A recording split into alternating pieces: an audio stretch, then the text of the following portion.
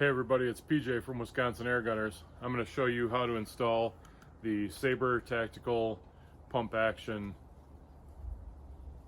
Pump-Action Awesome is what it is. It's a lot of fun, it's not hard to install, and I'll show you how to set one up on your FX Impact.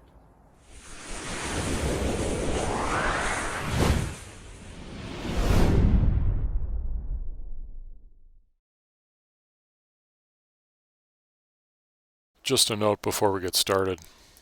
This video was filmed while we were putting the pump action on a gun that had previously had an Ambidextrous cocking block installed.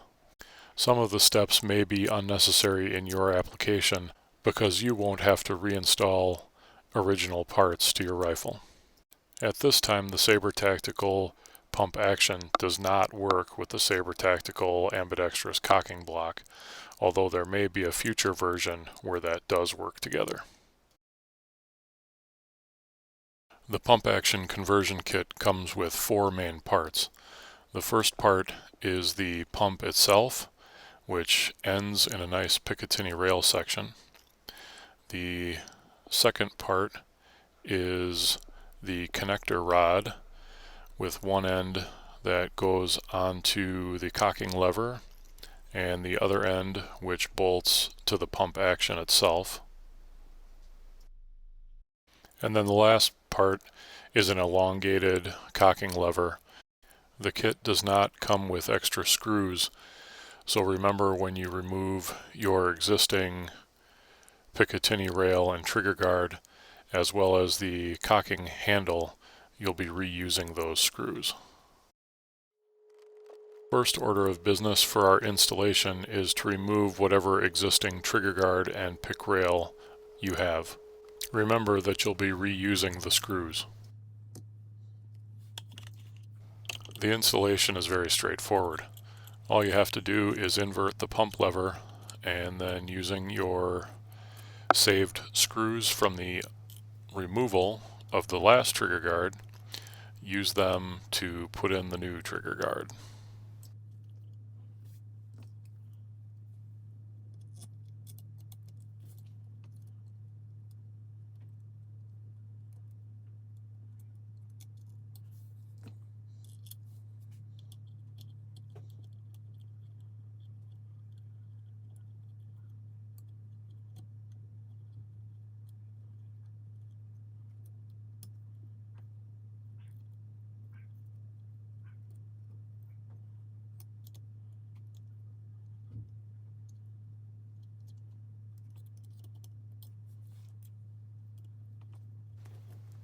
Once you have all four screws snug, use a star pattern to do the last bit of tightening after you make sure everything is set and even.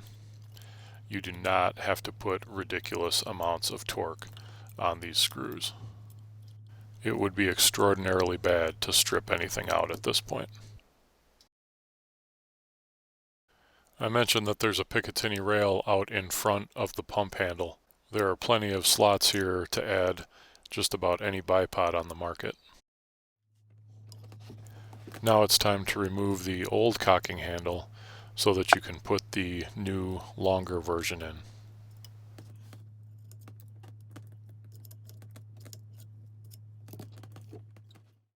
The new handle is longer, and the connector rod is actually going to rest on the top portion of it. Installing the new handle is a simple process of slotting it in, and the hardest part is simply keeping everything straight while you get the Allen screw started.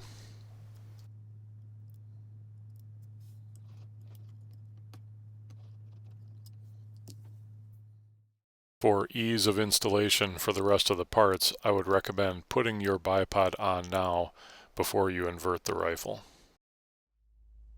The connector rod is the next piece that you're going to deal with, and it has two sides.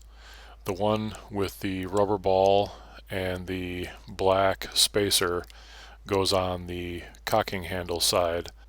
The black ball goes against the gun, and the scalloped edge is what is visible from the outside. The other end, with the white spacers, is going to be bolted onto the pump assembly. If the spacers fall out, they just get popped back in, and if you have trouble, you could add just a little bit of silicone grease to hold them more securely in place. Slide the cocking handle into the hole with the spacer on the bottom side and the scalloping facing out. If everything is adjusted properly, you should find that the connector arm lines up with the pump handle. If not, you may need to make some adjustments. Adjustments for travel of the pump handle can be made by adjusting the stopper blocks here and here. My unit came perfectly adjusted by Saber Tactical, and I did not need to make any adjustments. Next, take the supplied bolt, slide the spacer over it, and fit it in so that you connect the rod to the pump assembly. Then take your Allen key and tighten that up. You don't need to go crazy on this one either. After a quick function check, it's time to reinstall the air bottle. Remember that removal of the air bottle is not necessary when you simply are installing the pump action. Now it's back on with the scope to make sure that we have put it right back into its original spot so that we have less work to do to re-zero it. And then it's on to reattach the adjustable cheek piece. I'm going to let this play through in real time in case you've never seen one go on. Since this is a reinstallation, what you're not seeing here is putting the back plate in. The back plate is being loosely held to the gun by that center screw. The other two screws, left and right, are what connect the adjustable riser to the back plate.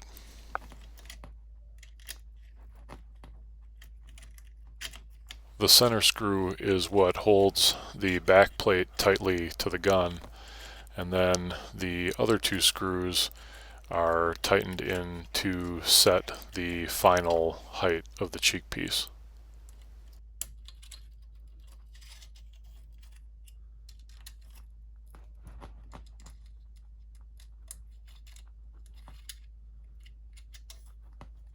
It's necessary to loosely tighten the screws, pick the gun up, and see that the eye relief is correct before you finally tighten the screws one last time so that everything stays nice and tightly locked together.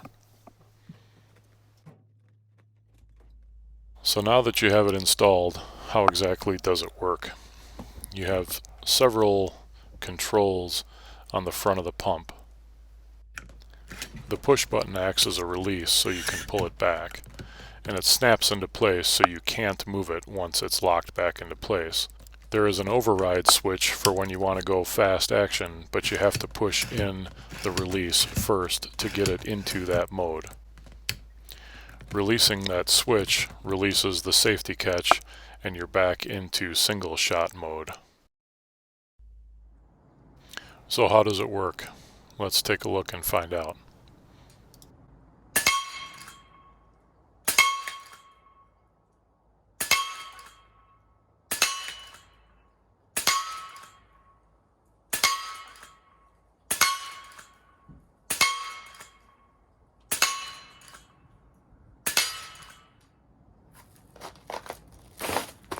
It's entirely possible that that's too much fun. Saber Tactical Pump-Action. Yeah, you want one. Yeah, I can tell from here. So there you have it, the Saber Tactical Pump-Action for the FX Impact. It's easy to install, looks great, functions perfectly. What more could you ask for? Oh yeah, it's loads of fun, and it's bound to cost you more in pellets in the near future. If you enjoyed the video and found it useful, which we hope you did, please consider hitting the like button, and if you haven't already, take a look at subscribing.